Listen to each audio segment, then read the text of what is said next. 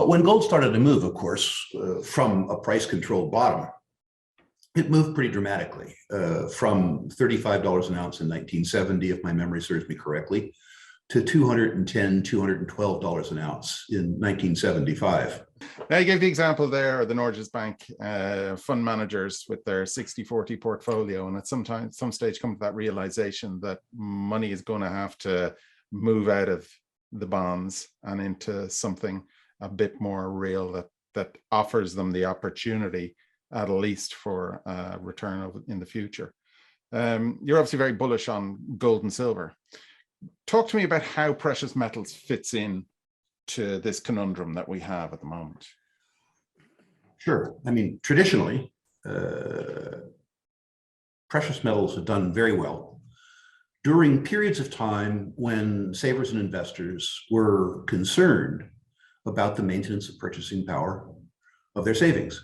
There are other reasons why gold and silver have done well too. But when I look back over my career, which goes back to the beginning of the 1970s, when there have been periods of time when savers and investors were nervous about the maintenance of purchasing power, precious metals have done very well. I remember instructively the decade of the 1970s. At the beginning of that decade, we'd come off really 2 decades of uninterrupted growth post-World War II.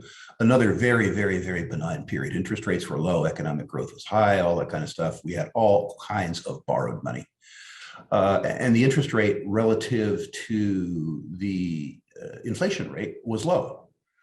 Beginning really in 1966, we had inflation in the United States that exceeded the interest rate that was being paid on deposit products and savings.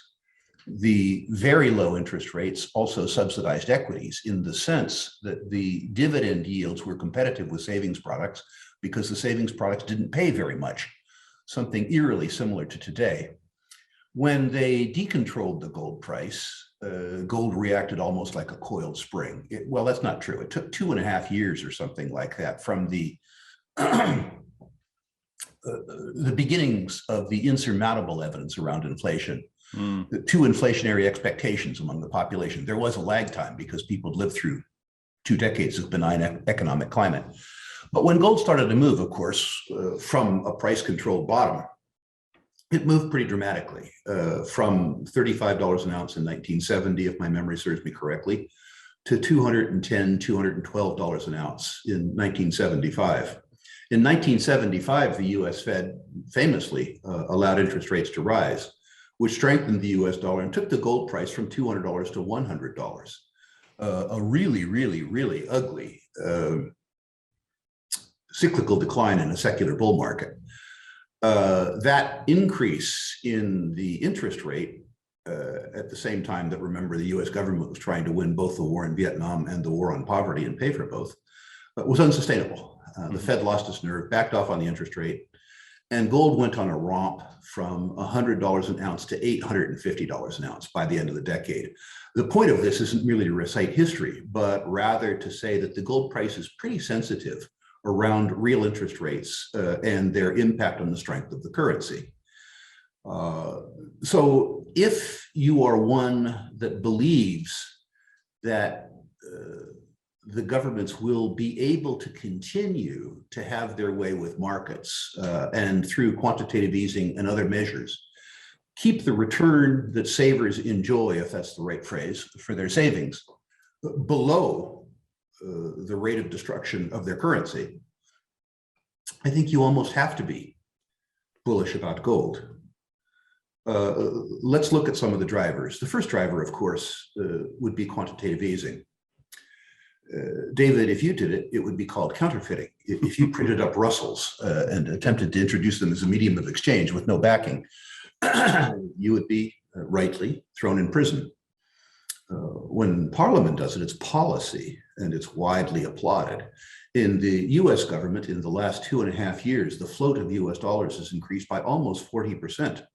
A rate of increase that I would suggest is not dictated by the growth in the economy, but rather the needs of the legislature. So quantitative easing, really truly defined as counterfeiting. And if anything should make you concerned about the efficacy of the currency, the fact that the legislature can increase the float by 40% for no apparent reason should make you concerned, I think. Mhm. The second is debts and deficits. And I don't want to give a British example, but in the US, the on-balance sheet liabilities of the federal government are almost $30 trillion, Mhm. or 22 net of their own balance sheet. They're servicing this debt with a budget that's in deficit $3 trillion a year, which is to say, rather than servicing the debt, rather than amortizing the debt, they're adding to the debt. More challenging in both your country and mine are the net present value of off-balance sheet liabilities or entitlements. Medicare, in your case, the national health system, Medicaid, things like that. In the United States, that number, according to the Congressional Budget Office, not some cranky old libertarian saver, exceed $120 trillion. So if you add the $22 trillion in on-balance sheet liabilities with 120 trillion off-balance sheet liabilities, you come with a rather eye-popping $140 trillion of net present value of future obligations, serviced by a budget in deficit. And then you look at the credit quality that's manifested by that, and you accept that risk for a negative real interest rate, which is to say you lend money to a debtor, the US government, who has acknowledged that they can't pay it back, and you don't demand a real rate of return on your savings. You take that implied credit risk, you assume the destruction of the currency, and you lend your money at 1.6 or 1.7 in a world where your purchasing power is being destroyed at the rate of 6.5. And anybody who isn't concerned about the maintenance of purchasing power and their savings in that circumstance is somebody who doesn't understand very much about the fundamentals of arithmetic. Mm-hmm. It's very difficult to subtract 6.5 from 1.6 and come up with a positive sum, at least from my point of view. And then if you manifest those three concerns with two notes, one we've gone through before, which is to say that 40% of the savings and investment assets of the biggest investors in the world is comprised by debt instruments, which are now guaranteed at this interest rate to lose the money. At the same time that the political forces can't allow interest rates to rise enough to give them a positive rate of return. And the second, which is the extraordinarily low market share of gold and silver as savings and investment assets relative to historic norms. And let me do the arithmetic for you there too. It's estimated in the United States. By the way, I understand that you opened a location in the United States, so welcome. Thank you very much. In the United States, it is estimated that precious metals and precious metals related investments comprise a little less than 0.5% of the total value of savings and investment assets in the US market. Interestingly, that compares with the 30-year mean of between 1.5% and 2%. So if the combination of quantitative easing, debt and deficits, and negative real interest rates causes people to be concerned about the maintenance of their purchasing power in other savings and investment assets, and they act just a little bit, gold doesn't need to win the war against bonds. Gold doesn't need to win the war against savings products. It just needs to lose it less badly. If the market share of precious metals and precious metals related assets in the United States reverted to mean, demand would triple or quadruple.